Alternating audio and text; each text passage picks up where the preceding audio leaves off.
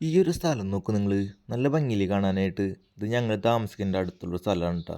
ഞങ്ങൾ വന്നിരിക്കുന്നത് വേറൊരു കാര്യത്തിനാണ്. ഈ ഒരു തോട് കണ്ട, ഈ ഒരു തോട്ടിൽ മീൻ പിടിക്കാനുള്ള ഒരു ഉദ്ദേശത്തിലാണ് ഞങ്ങൾ വന്നിരിക്കുന്നത് ട്ടാ. ഞങ്ങൾക്ക് പഴയൊരു നെറ്റ് കിട്ടിയപ്പോൾ അതും കൊണ്ട് നമ്മൾ നാട്ടിൽ തോർത്തുകൊണ്ടൊക്കെ മീൻ പിടിക്കുന്ന പോലെ പിടിക്കാനുള്ള ഒരു ഇതിൽ ഇറങ്ങിയതാണ് കേട്ടോ. ഇപ്പോൾ ഇതുള്ളൂ കുറച്ച് വെള്ളമുള്ളൂ, പക്ഷെ മഞ്ഞ് വീണ് തുടങ്ങിയിട്ടുണ്ട്. കുറച്ച് ദിവസം ഇടും കഴിഞ്ഞാൽ ചിലപ്പോൾ വെള്ളം കൂടുമായിരിക്കും കേട്ടോ അവിടെ.